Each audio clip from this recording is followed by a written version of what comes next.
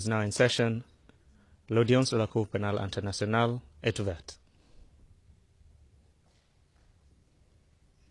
Please be seated. Veuillez vous asseoir.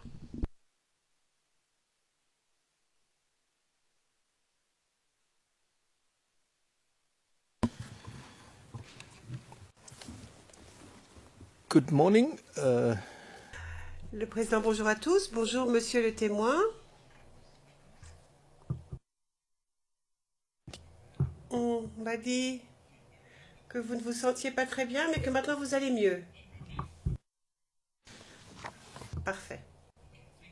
Merci beaucoup. Je vais tout de suite donner la parole à la défense. À Maître Altit, puisque c'est à lui de poursuivre son interrogatoire du témoin. Vous avez la parole, Maître Altit.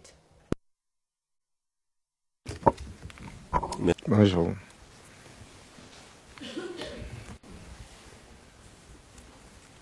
Alors, monsieur Nguessan, si vous êtes un peu fatigué, faites-le nous savoir. Et la Chambre, probablement, pourra prendre les mesures qui s'imposent. Je vous informerai. Merci.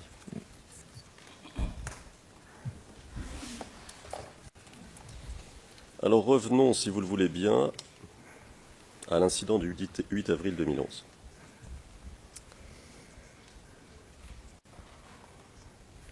Alors, vous nous avez expliqué, hier,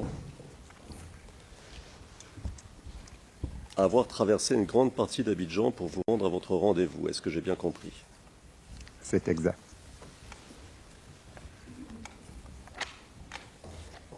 Quel était le but de votre déplacement? 1. Rendre visite à ma famille et m'assurer que tout le monde se portait bien. Est-ce qu'il était sage de se déplacer ce jour-là à Abidjan et d'entreprendre un aussi grand déplacement? C'était pas une question de sagesse. Je vous l'avais dit tantôt, à la veille, le président Alassane Ouattara avait donné instruction aux policiers, du moins aux policiers et aux gendarmes, d'assurer la sécurité de toutes les populations. Et je vous fais remarquer que quand j'ai fait mon déplacement, jusqu'à ce que malheureusement je tombe sur cet escadron, il n'y avait aucun risque dans la ville d'Abidjan. Donc c'est votre position de dire que le 8 avril 2011, il n'y avait aucun risque dans la ville d'Abidjan, c'est bien ça? Oui. Pour les transcrits, le témoin a dit oui.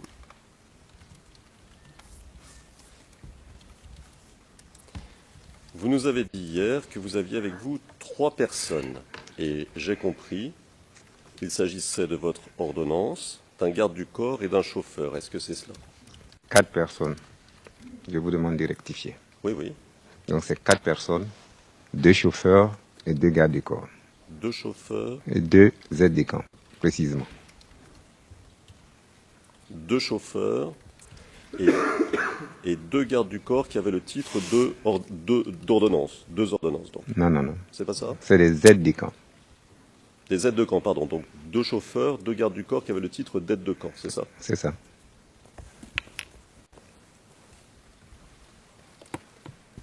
Yes.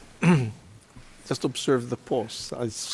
Je vous demande d'observer, de ménager la pause entre la question et la réponse. Vous regardez les interprètes de la cabine anglaise, vous essayez d'avoir leur assentiment, mais je vois que vous emballez un peu, alors faites attention. Très bien, Monsieur le Président. J'essaie de maintenir un dialogue constant avec les interprètes, mais parfois, en effet, dans le feu de l'action.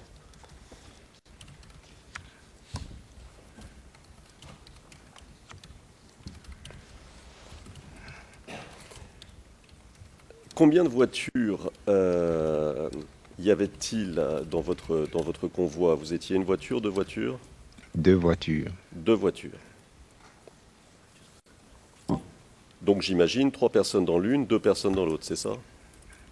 3 dans l'une, dans la Mercedes, et puis 2 dans la voiture de marque Hyundai.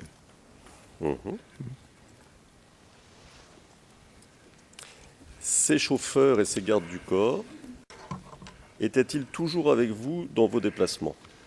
Je les ai toujours eus depuis que nous sommes revenus de Marcoussis. Donc depuis 2003, disons, n'est-ce Oui. pas? Vous avez toujours eu avec vous au moins 2 chauffeurs, pardon, 2 gardes du corps et 2 chauffeurs, c'est ça hein, que vous dites? Au minimum, Au minimum, parfois plus. parfois plus.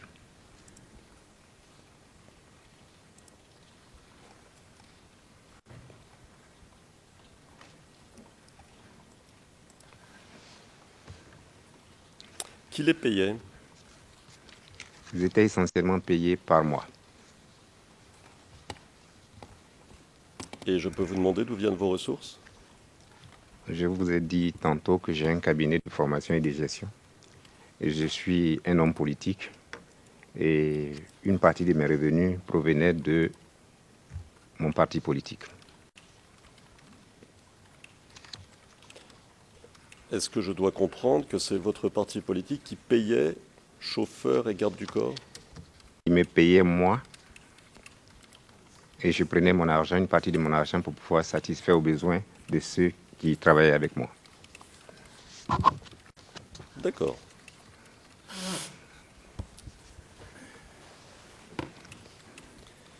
Donc vous receviez un salaire, on peut appeler ça un salaire de votre parti politique? Ce n'est pas un salaire, C'est quoi? ce sont des indemnités. Mensuel? Cela dépend. Bon, en tout cas, si je comprends bien, suffisamment pour payer 5 personnes, en plus de vous.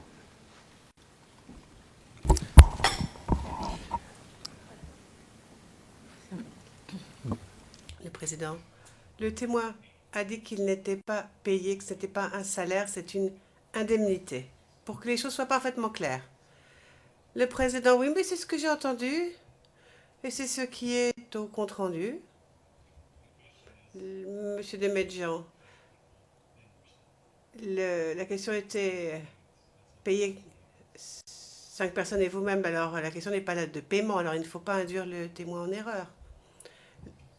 Le président, reprenez les mots du témoin, s'il vous plaît. Utilisez le mot indemnité, indemniser et non pas payer, s'il vous plaît. Je ferai comme il vous plaira, Monsieur le Président, mais enfin, en français, payer, c'est payer. Peu importe que ça vienne d'une indemnité, d'un salaire, si vous trouvez l'argent dans la rue, vous payez quelqu'un, vous lui donnez de l'argent, c'est ça que ça veut dire. Donc il n'y a pas de problème.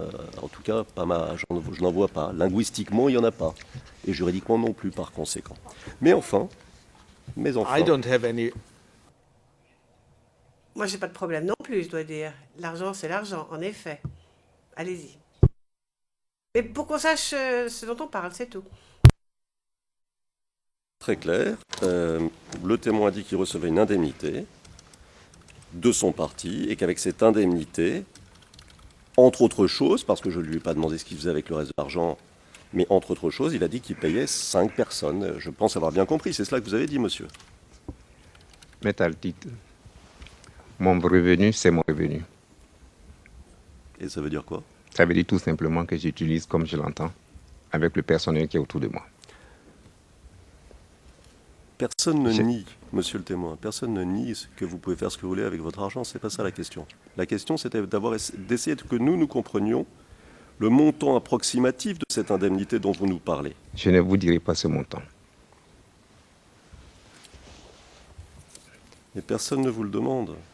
Je voulais juste savoir si c'était suffisant pour payer 5 personnes ou pour dédommager, honorer, gratifier, peu importe le mot, 5 personnes. Il n'y a pas de dédommagement. C'est du personnel qui était à mon service, de la même manière que des boys, des bonnes à la maison, des jardiniers. Et mon revenu était suffisant pour que je puisse leur permettre de vivre à l'aise. Merci. Je voudrais faire remarquer par ailleurs... Pardon, monsieur. Non. S'il vous plaît.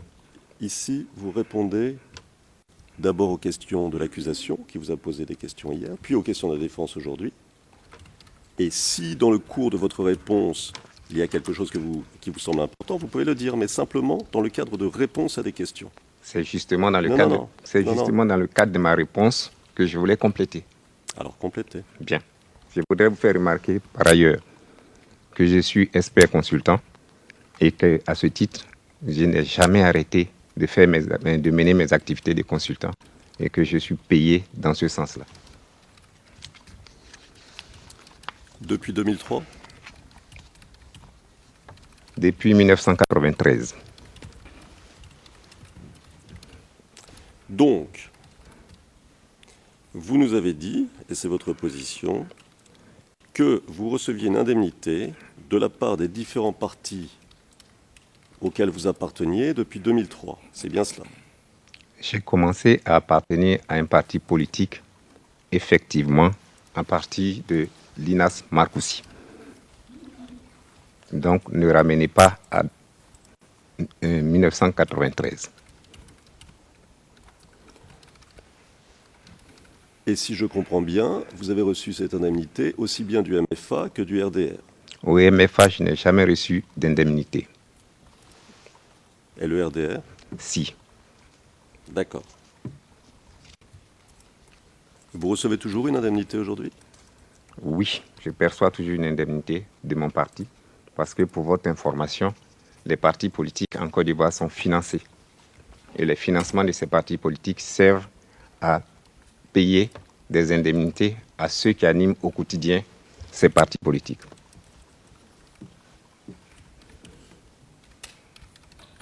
Quand vous dites de mon parti, vous voulez dire du RDR, j'imagine? Bien évidemment. Quel est votre rôle au RDR? Je suis actuellement le secrétaire général adjoint chargé de la communication et porte-parole. Porte-parole de quoi, du parti? Du parti. Et vous travaillez avec qui au quotidien? Au quotidien, j'ai un secrétaire général par intérim et 9 autres secrétaires généraux adjoints, des secrétaires départementaux et des secrétaires nationaux. Est-ce que vous participez à la détermination? Pardon. Can we slow down? Ralentissez. Ils ont du mal. Ralentissez, tous les deux. Merci.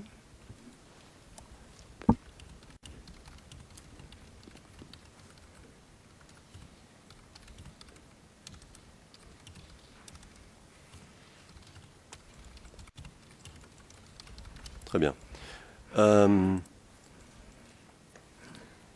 Participez-vous à la détermination de la stratégie du parti? Est-ce que vous pouvez répéter votre question pour Oui, que oui. je comprenne bien le mot stratégie?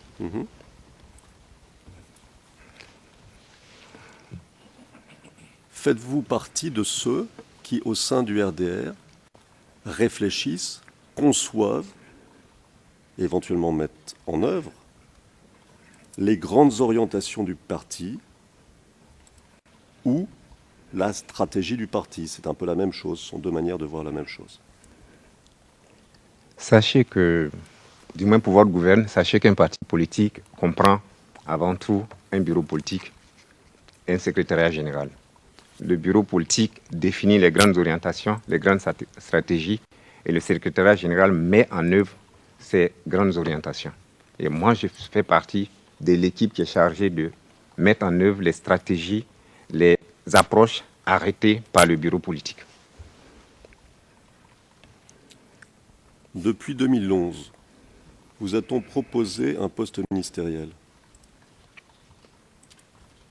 Non. Et si on vous le proposait, accepteriez-vous? Quand la République vous appelle, vous ne refusez jamais. No, that's hypothetical. C'est hypothétique. C'est hypothétique. Ce n'est pas un fait.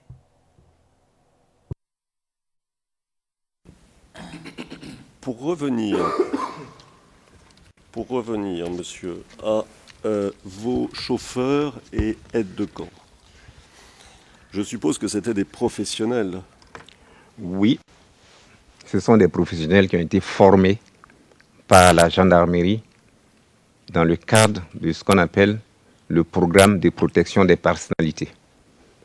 Et ils ont tous reçu des attestations de la part du général Kassaraté, qui était le patron de la gendarmerie.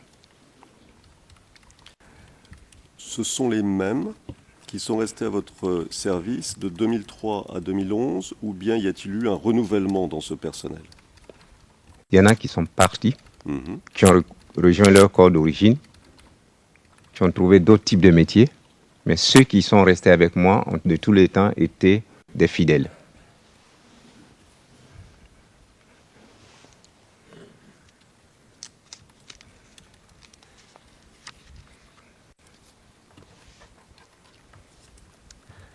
Le 8 avril, lorsque vous rencontrez cette unité de gendarmes dont vous nous avez parlé, vous vous trouviez, vous nous l'avez dit, assez loin du plateau. Est-ce que la zone d'Abidjan où vous vous trouviez était une zone considérée comme une zone rebelle? Je n'aime pas beaucoup l'expression rebelle que vous prenez un réel plaisir à prononcer. À partir du moment où le président Alassane Ouattara a prêté serment, il n'y avait pas de rebelles. Il était à la tête de l'armée ivoirienne. Les rebelles, c'est ceux qui ont refusé de le rejoindre et se mettre dans la République. Donc je souhaite que cette expression-là, vous fassiez un effort de ne plus la prononcer.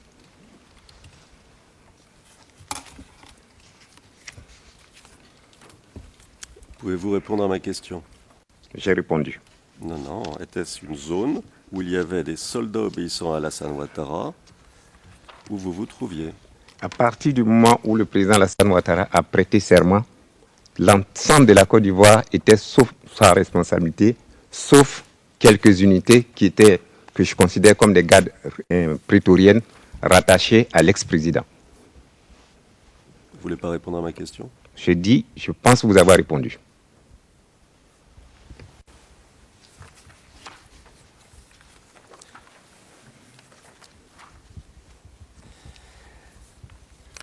Le 8 avril, vous vous êtes déplacé, vous avez fait un long déplacement, vous venez de nous le rappeler, pour voir votre famille. Est-ce que les jours précédents, disons au mois de mars et au début du mois d'avril, vous aviez aussi effectué des déplacements? Nous avons évité des sorties parce que Abidjan était dans une zone assez difficile. Toute la ville d'Abidjan. Il y avait des pillages partout, des barrages partout. Donc il n'était pas aisé de sortir. C'est pour cela que nous nous sommes enfermés dans notre quartier. Nous avons même fermé l'entrée avec des branchages pour que personne ne rentre dans notre quartier. Lorsque vous êtes déplacé le 8 avril 2011, avez-vous vu des unités de l'armée française? Pendant tout mon trajet, je n'ai pas vu d'unité de l'armée française. Lors des jours précédents, disons à partir de la toute fin mars 2011, avez-vous vu des hélicoptères français survoler la ville? Ah oui. Nous avons vu des hélicoptères survoler la ville, mais je ne peux pas vous dire que c'est des hélicoptères français. Avez-vous vu ces hélicoptères tirer? À ma connaissance, non.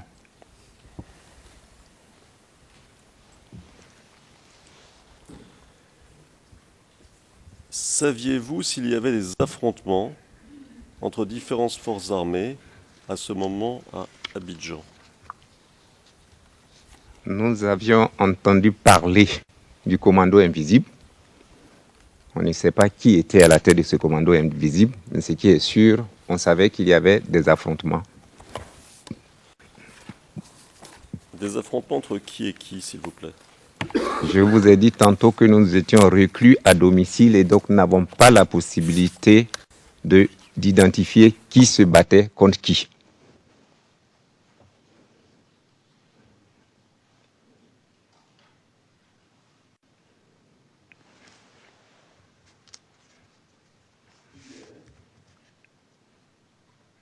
Hier, Vous nous avez dit, et je vous cite de mémoire,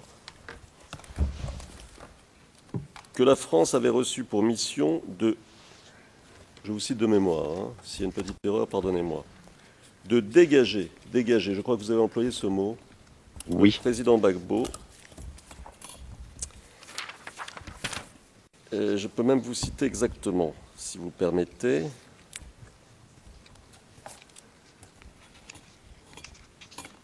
Voilà, vous disiez, je vous cite, hein, c'est page 77 des transcrits français.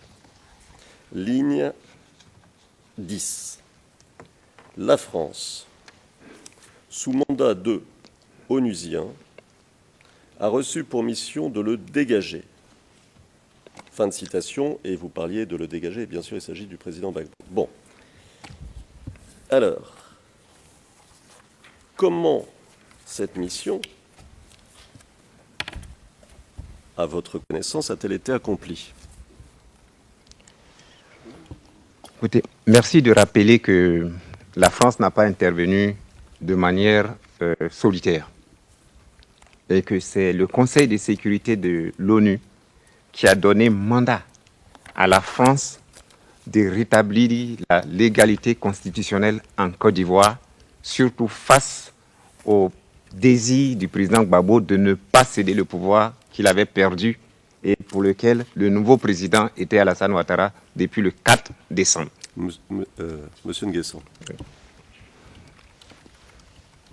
je vais reformuler ma question. Je vous en prie. Et permettez-moi de vous rappeler que vous nous avez déjà dit tout ça et que c'est bien inscrit.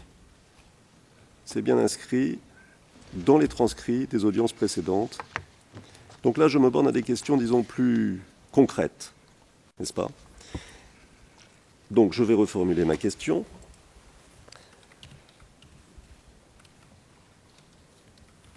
Comment la mission de, et je vous cite, dégager le président Gbagbo, a-t-elle été concrètement, matériellement, à votre connaissance, mise en œuvre par les autorités françaises?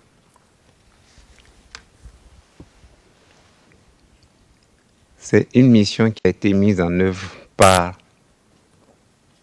l'armée française, appuyée par l'ONUCI, ceci dans le cadre de combats et d'actions militaires, surtout que le président Gbagbo refusait de s'en aller. Et depuis quand ces actions militaires ont-elles été mises en œuvre?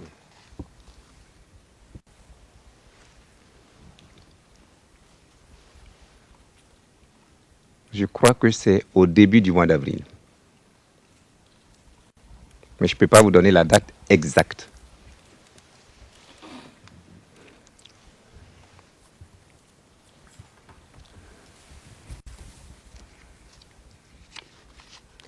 Et ces actions militaires, concrètement, c'était quoi? Ça se matérialisait comment, cette intervention militaire? Nous avons constaté par la suite qu'il y a eu le bombardement des camps militaires pour détruire tout l'armement dont les forces pro-Gbagbo se servaient pour assassiner les populations. C'est ce que nous avons constaté, surtout quand les bombardements aériens ont eu lieu. Mais le reste, comme nous étions reclus dans nos maisons, nous ne savons pas ce qui s'est passé sur le terrain, effectivement. Mais ça, vous l'avez constaté, n'est-ce pas? Bien sûr. Si vous permettez juste un petit moment, parce que le travail des interprètes est un peu difficile. Et nous devons faire un effort, et vous et moi. Donc, pardon, je vous ai interrompu, mais vous pouvez y aller, vous pouvez répondre. Je disais tantôt que dans toute la ville de l'Abidjan, de quelques positions où on se trouvait, on a entendu des détonations. Des détonations. Et moi, dans mon quartier, mon domicile est pratiquement à 2 km à vol d'oiseau du camp d'Akwedo. Et nous avons entendu les détonations, nous avons vu les hélicoptères survoler cette zone. Et c'est par la suite qu'on nous a dit que l'objectif était de détruire l'armement lourd dont se servaient les éléments de M. Gbagbo Laurent pour pouvoir tirer sur les populations civiles. Pour qu'on comprenne bien, les hélicoptères dont vous parlez, ce sont des hélicoptères français, c'est bien ça? Je vous ai dit que je n'en connais pas l'immatriculation.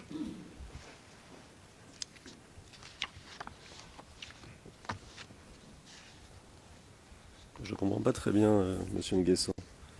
Vous m'avez dit que la stratégie militaire française était matérialisée par des attaques contre les camps militaires, ce que vous avez dit il y a 2-3 phrases. Et maintenant, quand je vous dis donc ce sont bien des hélicoptères français, pour préciser l'une de vos phrases, ensuite, vous me dites j'en sais rien. Non. Attendez 2 secondes, parce qu'il y a les interprètes.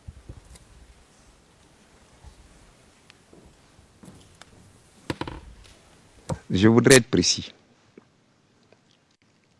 et repréciser ma pensée. L'armée française agit sous mandat onusien.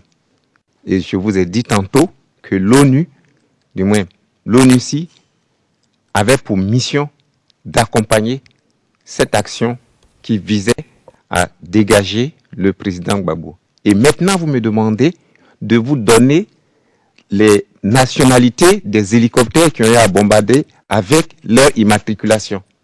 J'ai dit, monsieur Altit, même si je suis un omniscient, étant en bas, il m'est difficile de savoir que l'hélicoptère qui est en haut est un hélicoptère français. Je n'ai pas été formé à cela.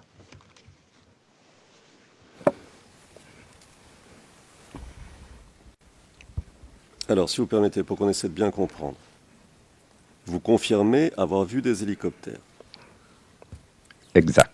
Vous confirmez que ces hélicoptères ont bombardé les bases de l'armée ivoirienne. Exact. Vous confirmez, par exemple, parce que vous habitiez dans les environs, que ces hélicoptères ont bombardé le camp d'Akwedo. Exact. Mais ce que vous ne confirmez pas, c'est la nationalité de ces hélicoptères. Exact aussi. Si ce n'était pas des hélicoptères français, monsieur, c'était des hélicoptères de quelle nationalité? Je vous ai dit que je n'ai pas été formé à l'identification des hélicoptères. Non, c'est pas ça. Et je ne peux pas répondre à votre question.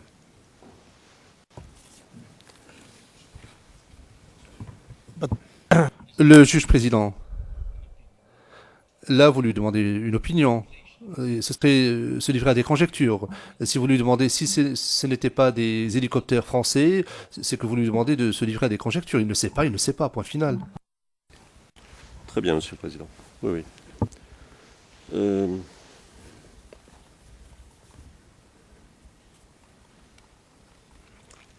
Bon, et alors, le camp d'Akwedo dont vous nous parliez à l'instant, qui était dans ce camp? Pourquoi est-ce qu'il a été bombardé? Selon les informations que nous avons eues par la suite, il a été bombardé pour détruire l'armement lourd qui s'y trouvait. D'accord.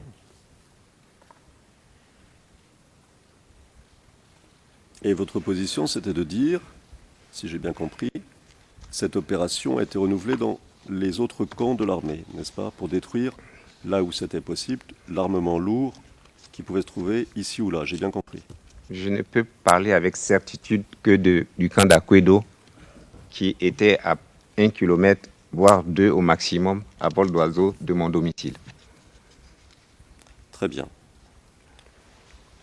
À votre connaissance, le 8 avril, où se trouvait le président Gbagbo? Je n'en sais rien. Vous l'ignorez? Oui. D'accord. Vous nous avez dit hier que le 8 avril, sa résidence faisait l'objet d'un blocus de la part de gendarmes, de policiers et de FRCI. Je n'ai jamais dit cela. Ne me prêtez pas des propos que je n'ai pas tenus.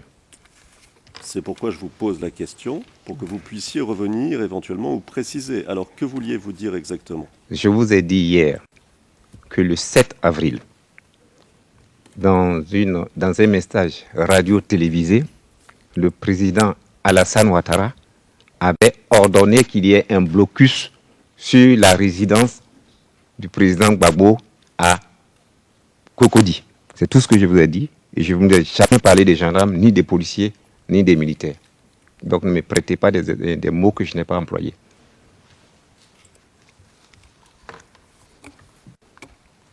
À votre connaissance, ce blocus a-t-il été mis à exécution? Je ne suis pas militaire, je ne sais pas qu'est-ce qu'ils ont fait.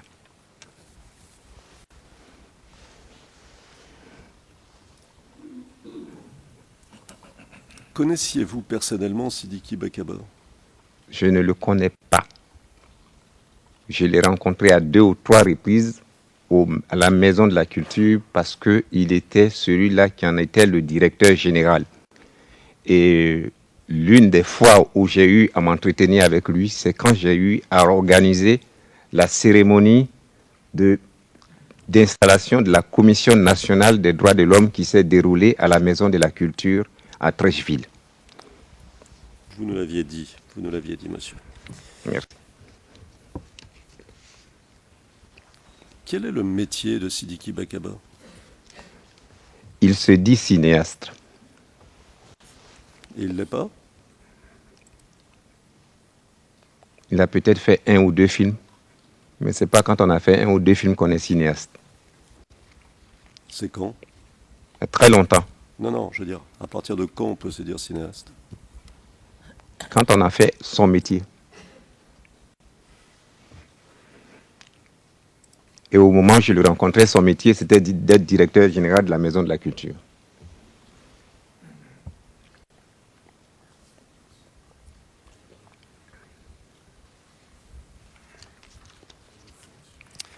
Alors, à l'issue de l'incident dont vous nous avez parlé hier, l'unité de gendarmes est repartie vers le palais présidentiel. J'ai bien compris? Je voudrais rectifier. Je ne vous ai jamais dit que cette unité, c'était des gendarmes. Monsieur Nguessan, si vous permettez, il me semble avoir entendu Non. gendarmes commandés par des gendarmes hier. Vous ne l'avez pas dit? J'ai dit, je n'ai jamais dit que cette unité était une unité de gendarmes. Très bien. Nous prenons en considération ce que vous dites aujourd'hui, mais aussi ce que vous avez dit hier. Vous comprenez? Alors, l'unité dont on ne sait rien est repartie vers le palais, enfin est partie avec vous à bord vers le palais présidentiel. C'est bien cela? Exact. Donc pour situer les choses vers le plateau, c'est bien ça? Ce n'est pas au plateau, le palais présidentiel, la résidence du président Gbagbo se trouve à Cocody. Monsieur Nguessan, si vous permettez, il faut vraiment nous aider, hein, parce que nous ne connaissons pas des gens comme vous. Attendez, je vais vous poser ma question. Attendez. Mais il faut nous aider. Donc ce qu'on va faire pour que ce soit clair, et pour que ce soit clair pour tout le monde, on va essayer, je vous suggère, hein, je ne veux pas vous l'imposer bien sûr, de distinguer entre le palais présidentiel et la résidence présidentielle. Ce sont 2 choses différentes, vous êtes d'accord?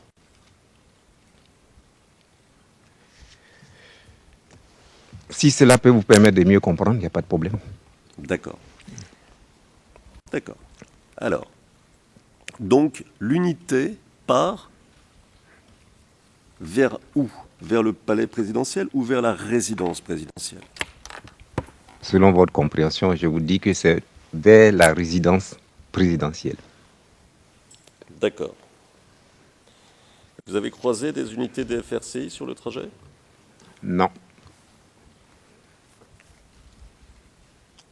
Par contre, j'ai croisé des unités de l'ONUCI au moment où nous allions vers la résidence présidentielle.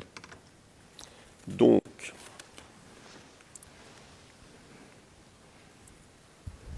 si vous n'avez pas croisé d'unité des FRCI, c'est qu'il n'y avait pas de blocus, correct? Ne me faites pas me comporter en militaire. Je ne suis pas un militaire. Le chef de l'État a demandé qu'il y ait un blocus. Comment cela se réalise de manière opérationnelle? Et vous voulez que je vous dise, bon, donc ça veut dire que quelque part, ici, il y avait ceci. Mettez-le. N'allez pas dans les commentaires. Je vous sais gré de vos conseils, monsieur Nguessan. Merci.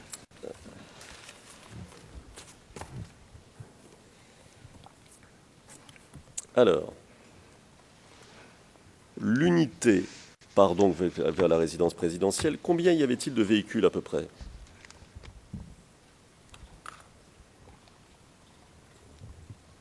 Il y avait mes 2 véhicules conduits par des gens en armes. Il y avait le véhicule dans lequel j'étais. Il y avait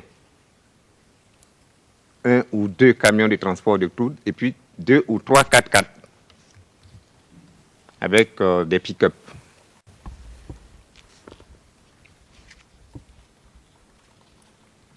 Il y avait combien d'hommes à peu près? Je ne saurais vous le dire. Je crois avoir parlé d'au moins une 60aine de personnes.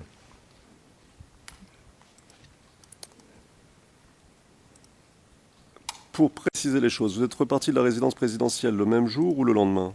Le même jour, sous le coup de 21 heures. Pendant que vous étiez à la résidence présidentielle, y a-t-il eu des attaques contre la résidence? Non,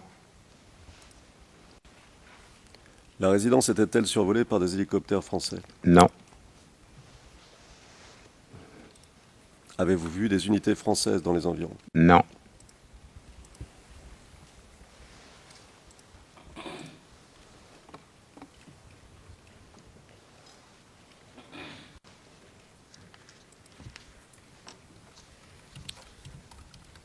Monsieur Nguessan, vous nous avez dit hier que l'incident dont vous nous avez parlé avait fait l'objet de multiples procédures en Côte d'Ivoire, correct? exact. Lors de ces procédures, avez-vous été confronté à CK? Oui, Vous vous souvenez quand? tout juste quelques mois avant le procès. Quel procès? Il y a eu un procès en Côte d'Ivoire relativement au commandant CK. Il a été condamné à 20 ans. C'est tout juste avant ce procès, nous avons eu une confrontation. C'était quand ce procès? J'ai pas ça en tête, mais je pense que... Bon, j'ai pas mes archives, donc je peux pas vous dire. Mais il n'y a pas longtemps. Il n'y a pas longtemps, c'est-à-dire quoi? Il y a quelques semaines, quelques mois, quand? À peu près. 4-5 mois, 4-5 mois. disons. 4-5 mois. Mais permettez que je ne sois pas précis.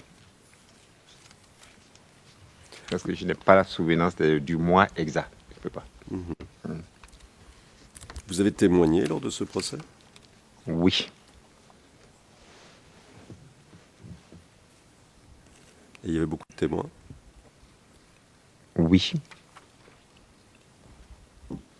Il y avait des témoins à décharge? reformulez votre question. Y avait-il des témoins à décharge lors de ce procès où vous avez vous-même témoigné? Qu'entendez-vous par témoin des charges? Je ne suis pas juriste. Précisez votre pensée. Lors de ce procès, vous-même, vous considériez-vous plutôt comme un témoin à charge, c'est-à-dire qui accuse, ou bien un témoin à décharge, c'est-à-dire qui... Excuse me. Le juge président, pardon, le témoin est un témoin. Le témoin est ici pour dire la vérité. De là à lui demander ce que signifie un témoin à charge ou à décharge, un témoin c'est un témoin.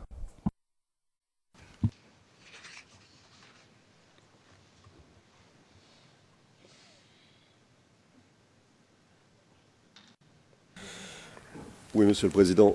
Néanmoins, c'était intéressant de savoir comment le témoin se positionnait en quelque sorte. Est-ce qu'il a...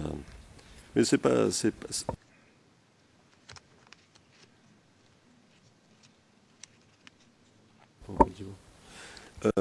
Mais je vais continuer, Monsieur le Président. Je m'en tiens à votre remarque. C'était un point... Oui, c'était un point mineur, absolument. Vous avez raison. Alors... Donc vous avez témoigné lors de ce procès, Oui,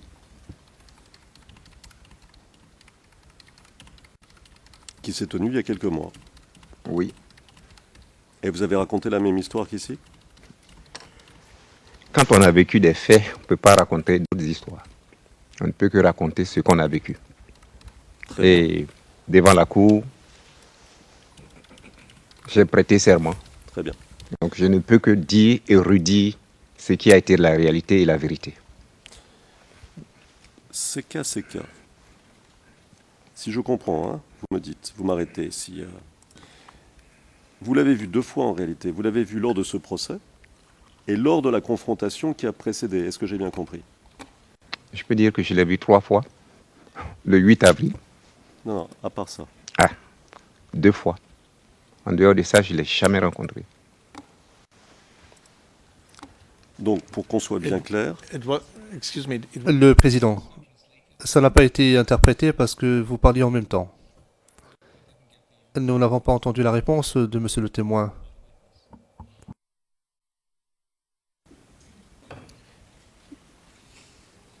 You said, Mr. Witness. Monsieur le témoin, vous avez dit que vous l'avez vu à 3 reprises. Le 8 avril et puis quoi?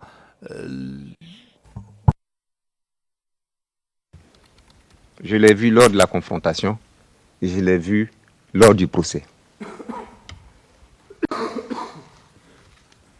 c'est ce Thank que j'ai. you. C'est ce que j'ai. Le président, je vous remercie.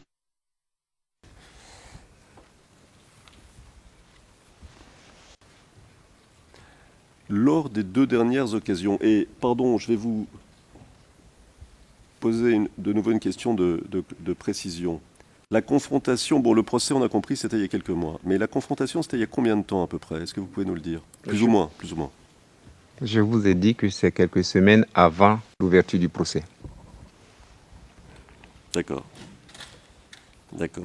Alors, à ces 2 occasions, confrontation et procès, dans quel état physique et psychique vous a semblé le commandant CK?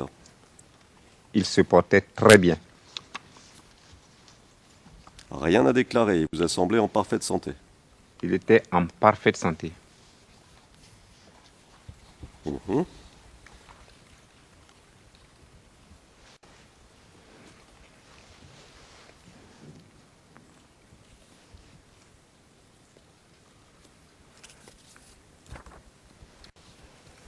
Monsieur Nguessan,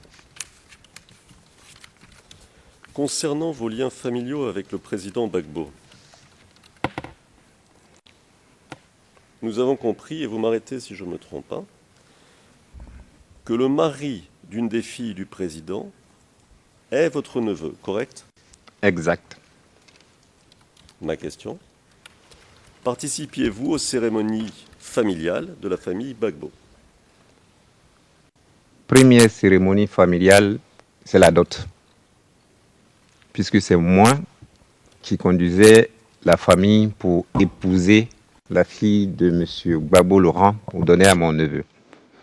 Deuxième cérémonie familiale, il se trouve que c'est le jour anniversaire. C'était le 29 juin. Aujourd'hui, c'est l'anniversaire du mariage officiel de M. Stéphane Kipré et de Marie-Laure Gado Gbagbo.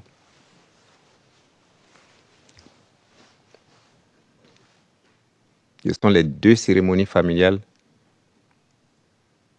auxquelles j'ai été amené à participer.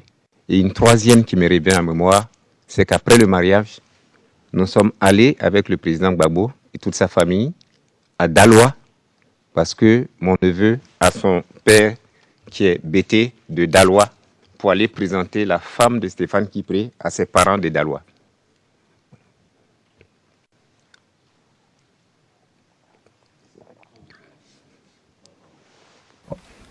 Pardon. Et c'était quand ce mariage? On est en quelle année? Vous savez, j'ai quelques trous de mémoire, mais je sais que c'est un 29 juin. Pour 3 raisons essentielles. Première raison, je crois savoir que c'est l'anniversaire de Marie-Laurence.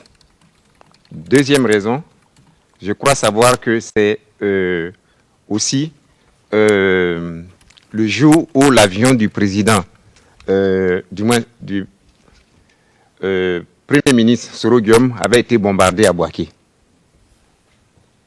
Ce sont les raisons essentielles qui m'ont fait retenir cette date du 29 juin, l'anniversaire de mariage de Marie-Laurence et le bombardement de l'avion de Soro Guillaume à Boaké.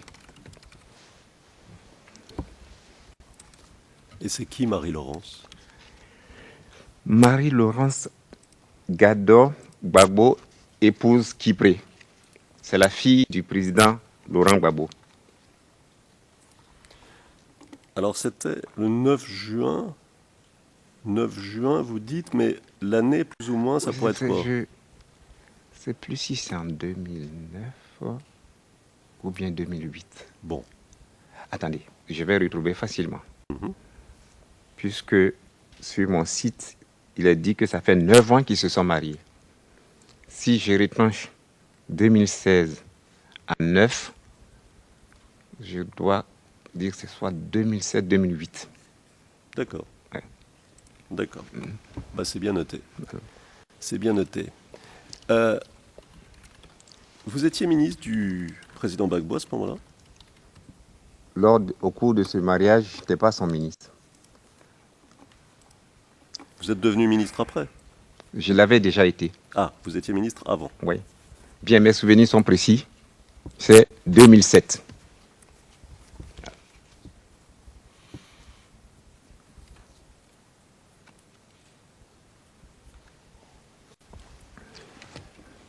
Vous nous disiez à l'instant, Monsieur Nguessan, que c'était le jour, le 9 juin, de l'attaque de l'avion du Premier ministre Soro. Rectificatif le 29 juin. Le 29 juin. Le 29 juin, pour les besoins du transcrit. Alors, je vais reposer ma question. Hein. Vous me pardonnez, c'est un peu lent, mais comme ça, au moins, les interprètes ont le temps d'interpréter, les sténotypistes de sténotyper, etc., etc. Donc, le 29 juin, vous nous disiez que c'était la date de l'attaque de l'avion du Premier ministre Soro, ou du bombardement, vous avez dit, n'est-ce pas? Bombardement de l'avion du Premier ministre Soro. D'accord. À Boaké. À Boaké.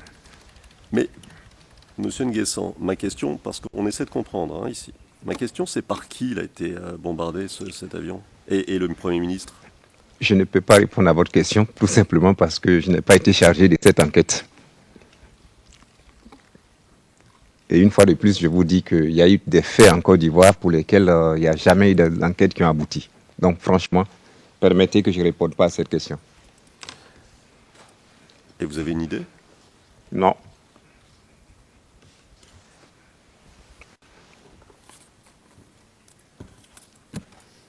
C'était un événement important dans la vie politique ivoirienne? Bien évidemment. Et vous-même, vous êtes une personnalité politique ivoirienne importante, correct? Je ne vous le fais pas dire. Et ça vous intéresse pas? Vous essayez pas de savoir ce qui se passe quand que le Premier ministre est attaqué? Quand il y a ce type d'incident, il y a des gens dont le métier, c'est de mener des investigations. Ne me demandez pas à moi d'aller mener des investigations. Il appartenait au président Gbagbo, qui était président de la République à cette période, de mener les investigations. Je ne sais pas s'il a fait. Où sont les résultats de ces investigations? Mais jusqu'à aujourd'hui, nous attendons tous. Et je peux vous dire que ça fait partie de la longue liste des impunités qui nous ont conduits à notre crise.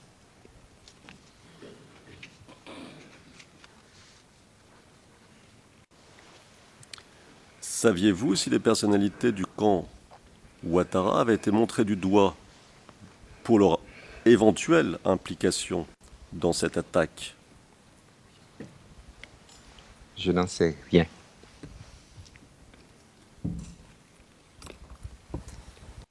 Parfait.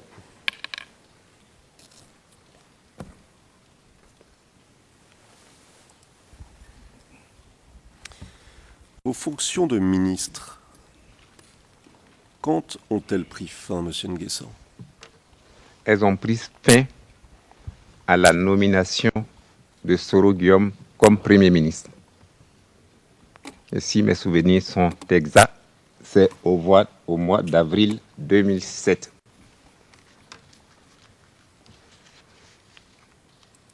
Et pourquoi ne vous a-t-il pas reconduit à votre ministère? Un Premier ministre est libre de ses choix. Il n'a pas à se justifier. Et pour votre gouverne, sachez que la fonction ministérielle, c'est une fonction où il n'y a pas de lettre d'embauche ni de lettre de renvoi.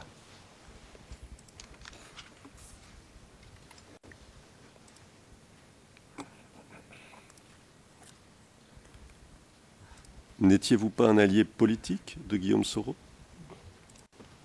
Nous étions tous dans le G7. Pouvez-vous nous rappeler quels étaient les partis ou mouvements dans ce G7? Les mouvements sont le MJP, le MPIGO, le MPCI. Les partis politiques sont le MFA, le PDCI, l'UDPCI et le RDR. Nous étions dans une alliance politique que nous avons appelée le G7. Pour qu'on comprenne bien, à la question que je viens de vous poser, n'étiez-vous pas un allié politique de Guillaume Soro? Vous pourriez répondre, c'est sous votre contrôle, hein, je ne veux pas vous faire dire ce que vous n'avez pas dit, mais vous pourriez répondre oui. Vous étiez un allié politique, puis vous faisiez tous partie du même G7, n'est-ce pas? Pourquoi vous voulez m'imposer la forme de ma réponse? Très bien, très bien. Oui, oui, vous répondez comme vous l'entendez. Alors, vous avez cité d'abord...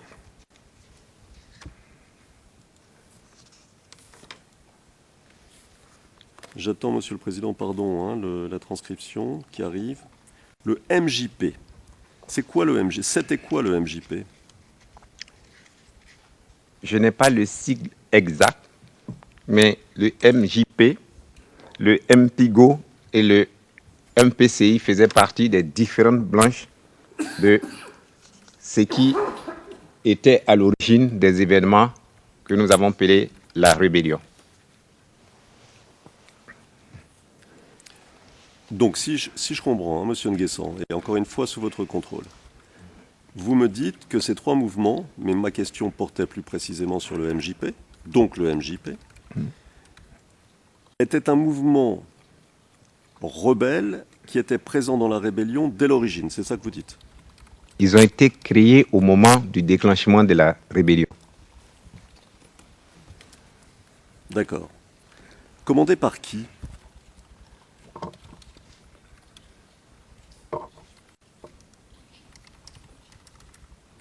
MJP, il me semble que c'était Monsieur Déli Gaspard. Il est devenu quoi aujourd'hui? Je crois que c'est un militaire à la retraite.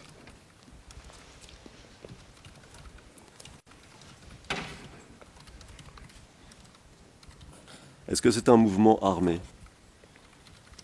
C'était bien évidemment un mouvement armé. On ne fait pas de la rébellion les mains nues. Le MPIGO, le deuxième mouvement dont vous parlez. Le MPIGO, il était commandé par qui? Félix Do. C'est un mouvement armé. Je vous le répète, on ne déclenche pas une rébellion à la main. Le troisième mouvement dont vous avez parlé, parce que les transcrits sont un tout petit peu vagues ici. Le troisième mouvement, qu'est-ce que c'était? Le MPCI. Le MPCI. Commandé par qui? Monsieur Soro Kibafori Guillaume.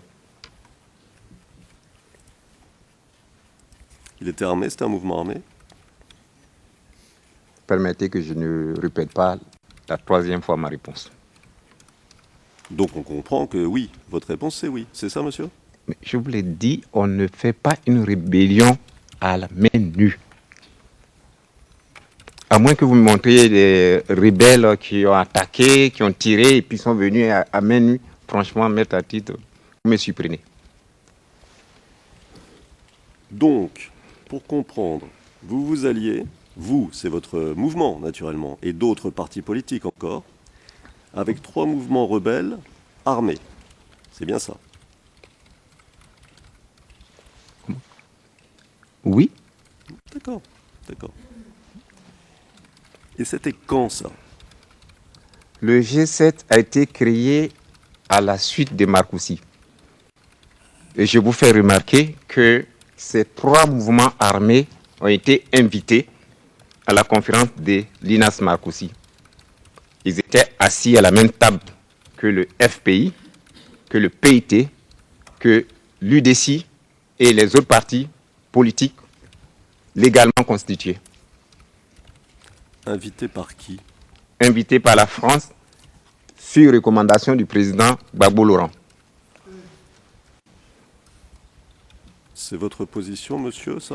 Je la maintiens puisque c'est lui qui a adressé à chacun parmi nous des courriers pour dire que nous étions invités. Il y a même eu des réunions préliminaires à laquelle le président de mon parti, Anaki, a eu à participer au palais présidentiel sous la conduite du président Gbagbo pour dire que des consignes par rapport à la conférence de l'INAS Marcoussis. Et ça aussi, c'est une vérité historique qu'il est bon d'établir. C'est votre vérité. Et la mienne, elle ne peut pas être la vérité de quelqu'un d'autre. Surtout pas vous.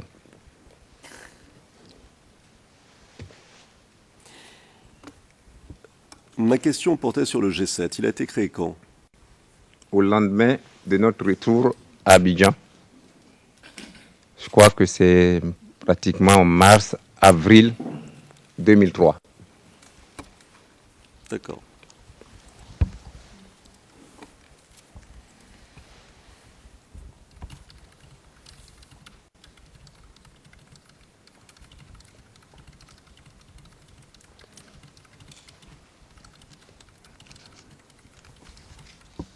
Y avait-il un ministre des Droits de l'Homme sous le gouvernement Soro? Si je peux poser la question autrement. Aviez-vous un successeur sous le gouvernement Soro, le premier gouvernement Soro? Non. Mais il y avait un ministre de la Justice et des libertés publiques. Donc les 2 activités, ministre de la Justice et activité des droits de l'homme, ont été fondues en un seul ministère. Même s'il n'y avait pas une appellation, mais la direction des droits de l'homme a continué d'exister. Et qui était ce ministre? Koné Mamadou. Il fait quoi aujourd'hui? Il est le président du Conseil constitutionnel.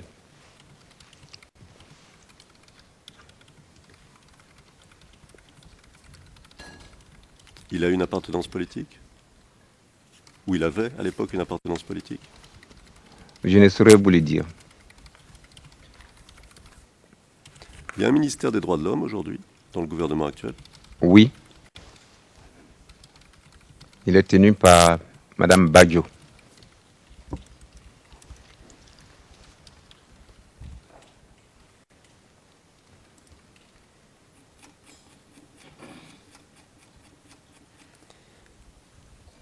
Vous avez dit tout à l'heure que vous viviez aussi de votre cabinet de, et je crois vous citer, vous m'arrêtez si je me trompe, de gestion et de conseil, c'est cela? C'est exact. Gestion et conseil en quoi, si vous voulez bien? Gestion, management, conseil en organisation. Donc ça s'adresse à qui? Aux entreprises, aux particuliers. Pouvez-vous nous donner des noms de clients importants? Depuis que j'ai... Slow, please. Slow. Ralentissez, ralentissez, je vous prie de ralentir. Vous allez beaucoup trop vite.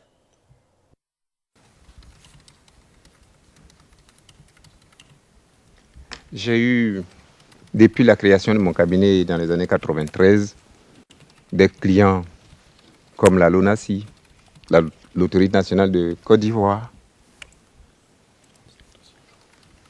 le marché des Gros de Boaké, l'ensemble des pharmaciens de la région du centre et du nord étaient mes clients, des cabinets d'avocats pour apprendre à mettre en œuvre un minimum de comptabilité,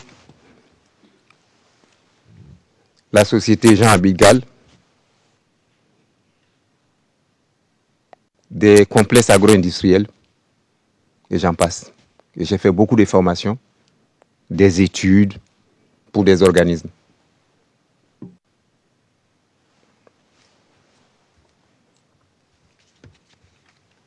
Merci. Vous nous avez dit, et je vais vous citer pour éviter, pour que tout soit très clair, hein, hier, et c'est page 35 des transcrits français, à propos de vos interventions quand vous étiez ministre des Droits de l'Homme, vous vous souvenez, hein. Un autre jour, je vous cite, hein, c'est la ligne 22 pour les interprètes. Un autre jour, je reçois un appel de Vavois.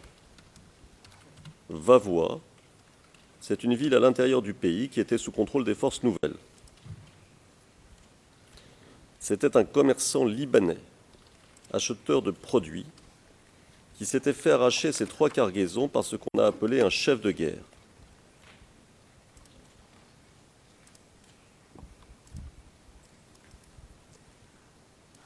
J'ai immédiatement appelé ce chef de guerre et je lui ai dit, et là, vous vous citez vous-même, tu restitues non seulement les...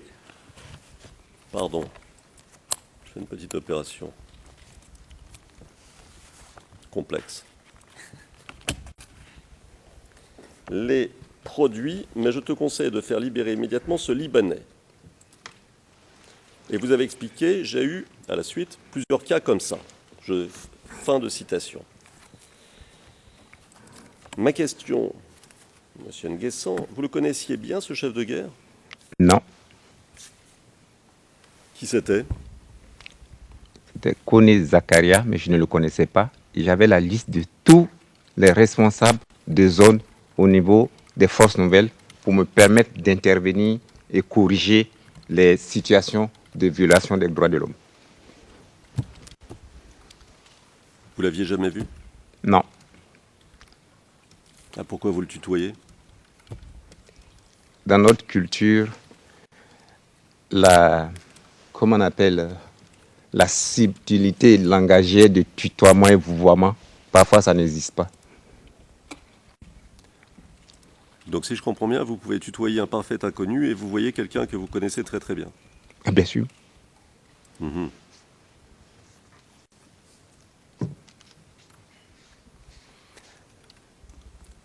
J'ai une question à ce propos. Pour vous, vous avez employé au cours de votre témoignage, ces 2 derniers jours, ces 3 derniers jours, enfin, les 2 jours précédents aujourd'hui plus exactement, l'expression mise à l'index. Et à un moment même, je vous parle de mémoire, hein, vous avez dit je ne veux pas mettre à l'index quelqu'un ou quelque chose, j'ai un peu oublié, mais vous vous souvenez probablement mieux que moi. Oui, j'ai employé cette expression parce que je vous fais remarquer que très souvent les gens disent il a été indexé et le français dit on met à l'index, surtout quand il s'agit des personnes. Je me souviens de cela, je me souviens que vous l'avez employé à plusieurs reprises. Mais ma question, parce que vous voyez ici, c'est traduit, tout est traduit ce que vous dites. Et parfois, les expressions posent des problèmes de traduction. Alors, est-ce que vous pouvez nous dire ce que vous entendez, vous, précisément, et par exemple ce que vous entendiez quand vous utilisiez cette expression mise à l'index, et quelle autre formulation on pourrait utiliser pour comprendre ce que vous aviez en tête?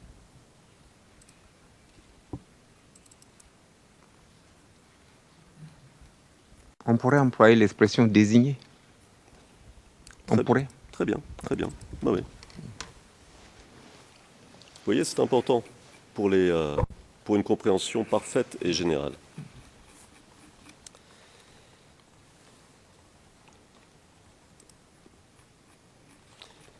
Pour en revenir une seconde au chef de guerre, vous n'en connaissiez aucun personnellement? Non. Je ne faisais pas partie des forces nouvelles. On se côtoyait, on se voyait, mais je ne faisais pas partie de leur dispositif. Et, Monsieur Nguessan, parce que je ne comprends pas bien, vous avez dit que vous faisiez partie d'une... Vous, votre parti, Oui. d'une alliance avec des mouvements rebelles armés. Vous ne les connaissiez pas? En fait, je voudrais que vous précisiez votre question. Qu'est-ce que vous entendez par connaître? Soyez un peu plus précis. Je vais essayer, ce n'est pas toujours facile. Aviez-vous rencontré, parlé, éventuellement entretenu des relations d'une nature que j'ignore, peut-être lointaine, peut-être plus proche, avec des chefs de guerre? Je considère votre question comme étant un commentaire et des insinuations que je ne peux pas admettre. Je retiens la première partie. Oui, dans le cadre du G7, nous avions des réunions avec les forces nouvelles. Et parfois, certains de leurs militaires assistaient à ces réunions. Et ce n'étaient pas des chefs de guerre? Non. C'était quoi des chefs de guerre alors? Ce qu'on appelait en son temps les chefs de guerre, c'était des militaires qui dirigeaient des zones bien précises parce que le patron des forces nouvelles, M. Soro Kibafori Guillaume, avait organisé son administration autour de ces chefs militaires. C'est ce qu'on a appelé chefs de guerre.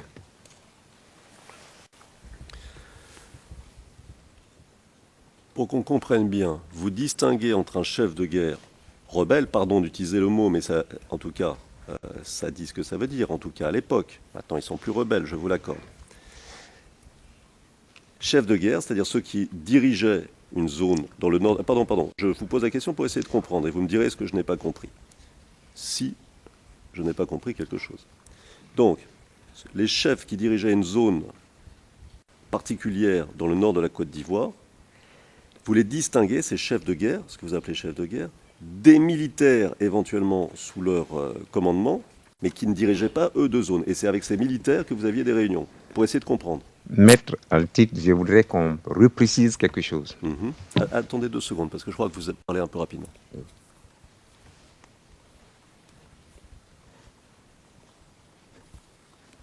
Je crois que vous pouvez y aller.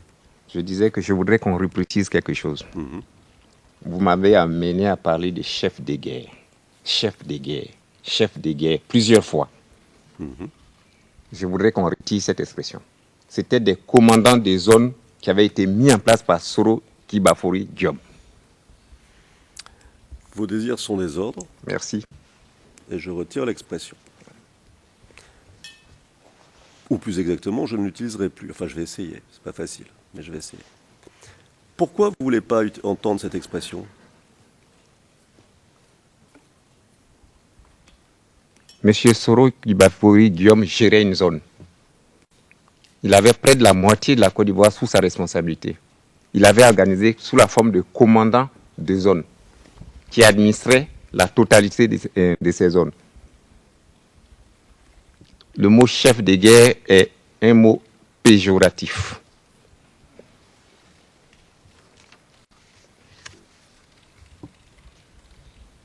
Péjoratif dans quel sens? Tel que vous l'employez. Certes, mais dans quel sens? On n'était pas en guerre, on était dans une période de rébellion.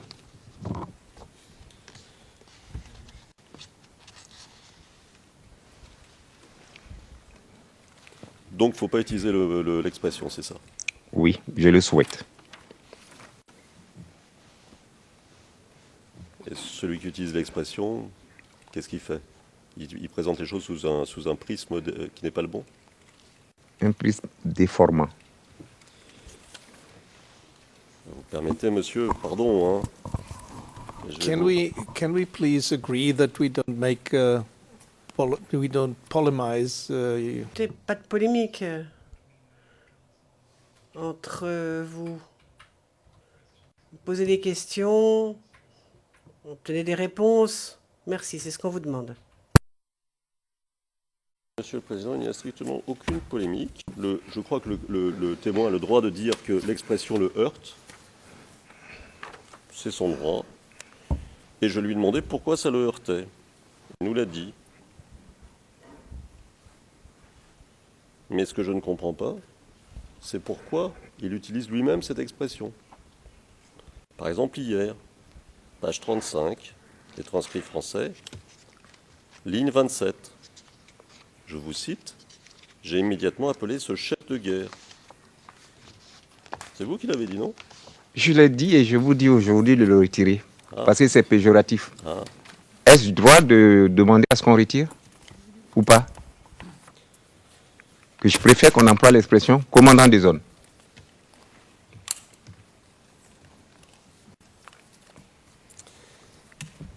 Monsieur Nguessan,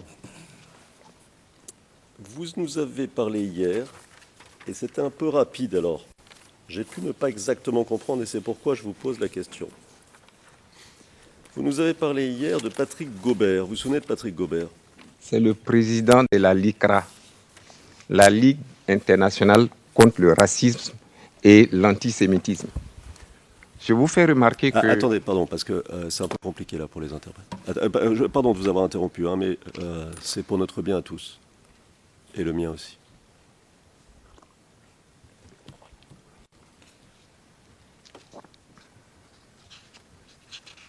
C'est bon, pardon.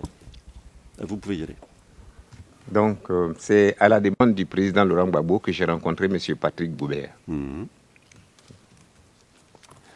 Vous nous avez dit à l'instant, président de la LICRA, la Ligue contre le racisme et l'antisémitisme, c'est ça? C'est la Ligue internationale contre le racisme et l'antisémitisme. Merci de cette précision. La Ligue internationale, elle représente qui? Oui. Internationale, elle représente qui? Elle représente quel pays? Mais comment voulez-vous qu'une Ligue internationale représente un pays? Quel pays au pluriel? Quel pays? Au pluriel. Je ne saurais les citer. Alors je vais vous poser ma question autrement. Est-ce qu'il y a des ligues nationales? Bien sûr. Ivoiriennes? En Côte d'Ivoire, nous avons entre autres ligues la Ligue des droits de l'homme, la LIDO, en Côte d'Ivoire. Qui fait partie de ce mouvement dont vous parlez? Non. Ah. Ma question, c'est celle-là, monsieur.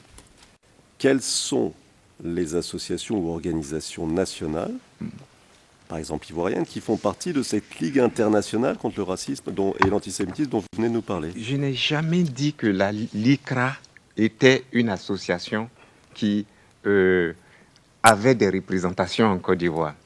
Je vais peut-être être précis.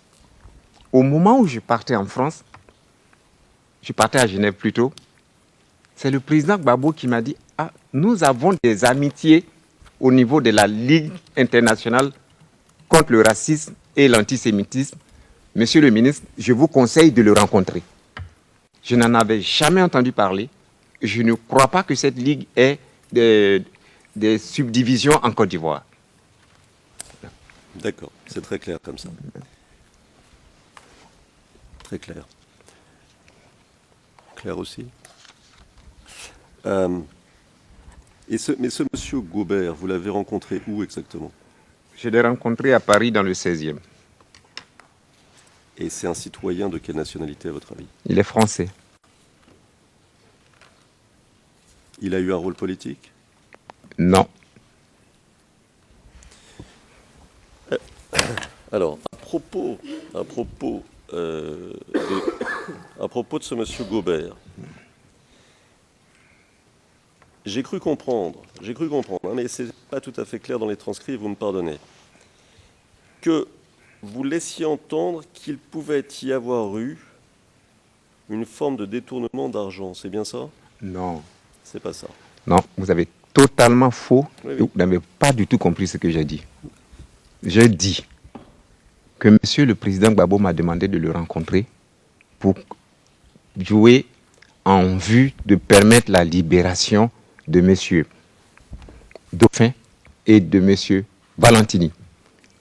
Lui, il m'a facilité les rapports avec certaines personnalités de l'Élysée et du Quai d'Orsay. C'est tout. Après, il est descendu à Abidjan pour aller rencontrer le président Laurent Gbagbo.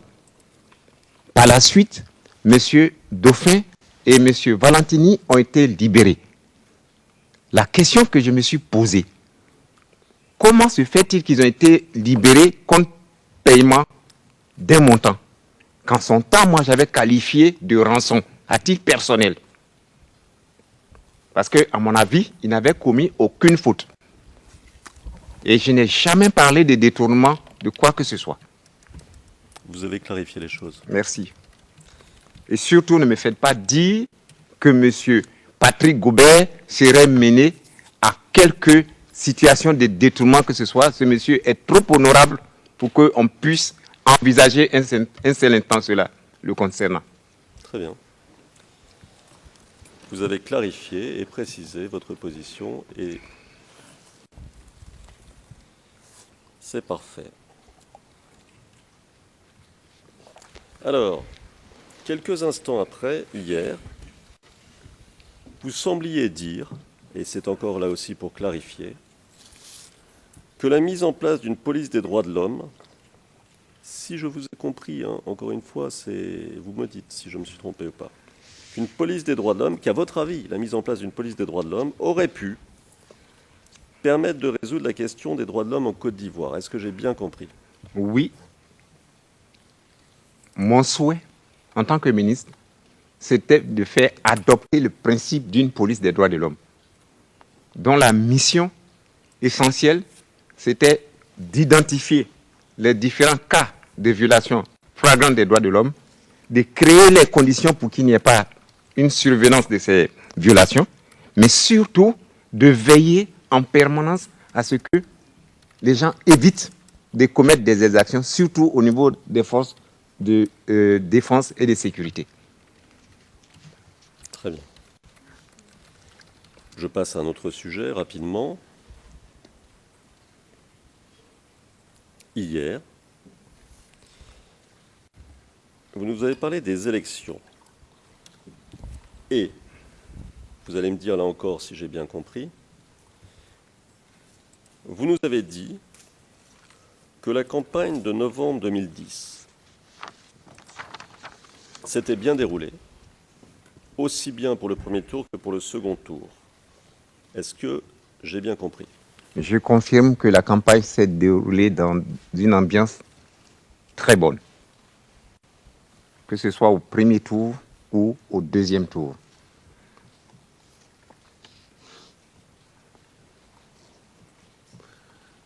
Il n'y a pas eu de fraude? Je n'ai vu nulle part de la fraude. Maintenant, quand vous me dites qu'il n'y a pas eu de fraude pendant la campagne, dites-moi, Maître Altid, comment on peut frauder pendant la campagne? Ouais. Alors, je vous pose la question, voyez-vous, parce que j'ai cru comprendre de ce que vous nous aviez dit, que vous aviez eu un rôle lors de ces élections pour le RDR. Est-ce que je me suis trompé? Oui, j'ai été le directeur de campagne pour la région du... J'ai été le directeur de campagne pour la région du Ifou. Et quand on est en campagne, en train de sillonner les villages pour convaincre les militants de voter pour votre candidat, je ne sais pas comment on peut être dans une situation de fraude.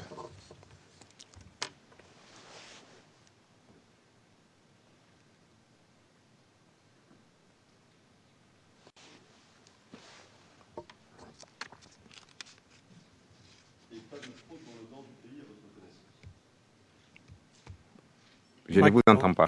Pardon, Président micro. petit oubli. Et, Monsieur Nguessan, pas de fraude dans le nord du pays à votre connaissance? Maître Altid, je vous dis que j'attends que vous me démontrez comment on peut frauder pendant une campagne électorale. Démontrez-le-moi. Chacun est dans son véhicule en train de sillonner les villages, convaincre, et c'est là que vous parlez de fraude. Je ne vous comprends pas. Est-ce que vous pouvez repréciser votre question?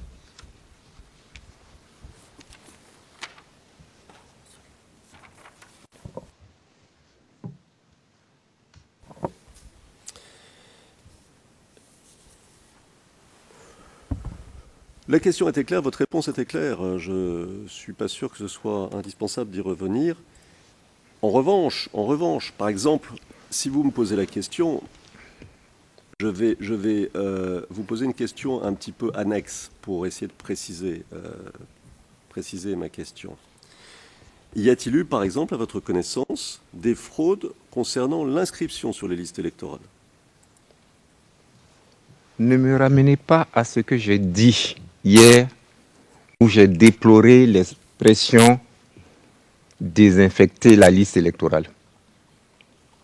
Notre liste électorale était consensuelle, elle a été validée, et donc personne aujourd'hui ne peut dire que la liste électorale qui a servi à l'élection présidentielle de 2010 était entachée de fraude. D'accord, d'accord, d'accord.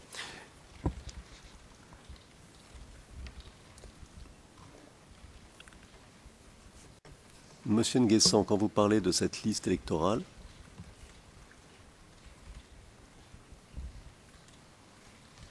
vous parlez de quelle liste électorale? Mais la liste qui a servi à l'élection présidentielle de 2010. La liste en général ou la liste de votre parti? Non, on n'établit pas une liste électorale par parti politique métaltique. Ça n'existe pas.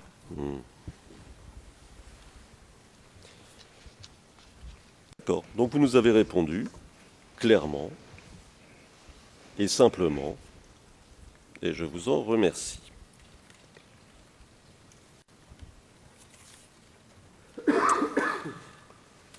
Vous nous avez dit aussi hier,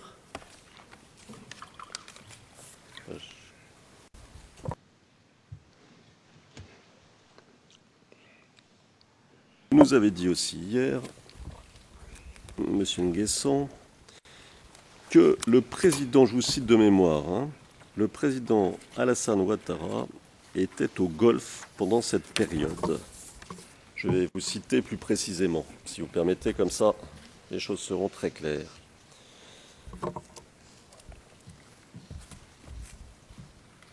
Alors,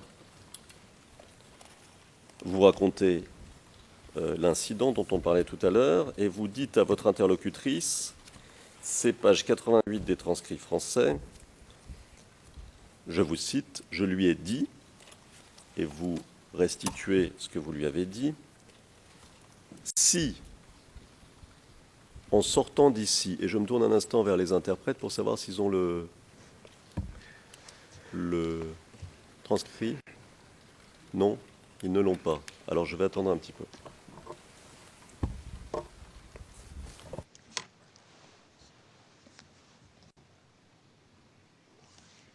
Oui, alors ce que je vais faire, pour avancer, si vous permettez, je vais le lire moi-même, mais très lentement. Ça sera le plus simple. D'accord. Alors, Monsieur Nguessan, et je cite le transcrit, « Je lui ai dit, entre guillemets, puisque le témoin va restituer ce qu'il lui a dit, si, en sortant d'ici, j'ai l'occasion de rencontrer le président Alassane Ouattara, et là, vous vous arrêtez dans votre restitution et vous faites un petit aparté et vous nous dites, parce que pour votre information, le président Alassane Ouattara était au Golfe et nous, on était dehors. Et vous revenez à ce que vous lui aviez dit, donc de nouveau entre guillemets, si j'ai l'occasion de le voir, en parlant du président Ouattara, je lui transmettrai ton message B. Fermez les guillemets, fin de citation. Alors, donc vous nous avez dit, Alassane Ouattara était au Golfe. Oui. À cette période-là. Ma question, de quand à quand est-il resté au Golfe à votre connaissance? Le Golf Hotel était le QG de campagne du président Alassane Ouattara. Il n'a quitté le Golfe qu'à la fin de la crise post-électorale, ça veut dire pratiquement quelques jours après le 11 avril.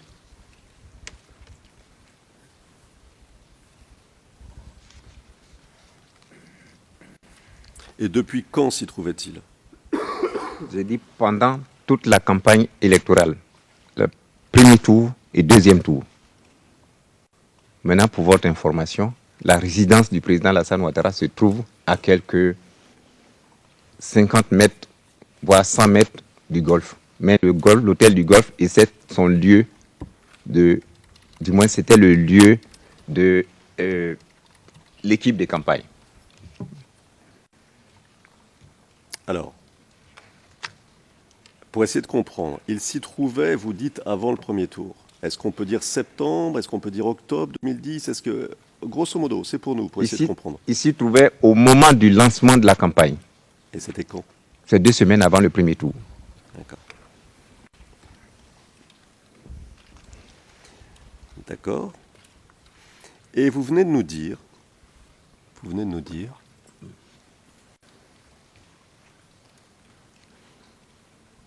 que son domicile était juste à côté de l'hôtel, j'ai bien compris? Oui. Il y est toujours d'ailleurs. Donc, qu'est-ce que ça veut dire? Ça veut dire qu'en fait, je vous pose la question, est-ce que ça veut dire qu'en fait, il habitait à son domicile pendant toute cette période et se rendait au golf pour les réunions officielles? Ou est-ce que ça veut dire qu'il habitait au golf? Je ne saurais vous le dire puisque je ne maîtrisais pas son programme les soirs ou au moment des pauses après les réunions politiques. Monsieur Nguessan, pendant toute cette période, vous êtes-vous rendu au Golf Hotel? J'y suis allé une seule fois, le jour où un certain monsieur Damana Pikas a déchiré les fiches de proclamation des résultats. Je suis allé au golf pour rencontrer les amis du parti, pour échanger avec eux sur la stratégie à suivre. Je suis allé une seule fois. Après, je suis revenu chez moi. Parce que quelque temps après, l'armée de M. Gbagbo Laurent, du moins les pro-Gbagbo, ont fait un blocus sur le golfe. Et on ne pouvait pas avoir accès. Je ne conseillais surtout pas à quelqu'un de chercher à y avoir accès, puisque le colonel Dosso, qui s'est malheureusement trompé pour aller là-bas, en revenant, il a été saisi par les pro-Gbagbo, il a été assassiné. Donc on ne pouvait pas se rendre au golfe aussi facilement. L'ONUCI avait fait des barrages tout autour de l'hôtel du golfe et ceux qui étaient autorisés à y aller devaient passer au Sebroco par l'ONUCI. On ne pouvait pas aller comme ça directement. Ceux qui s'y sont essayés sont morts. D'accord. Monsieur le Président, je m'en remets à vous. I was going to stop. Oui, mais j'allais vous arrêter de toute façon. En effet, c'est l'heure de faire la pause.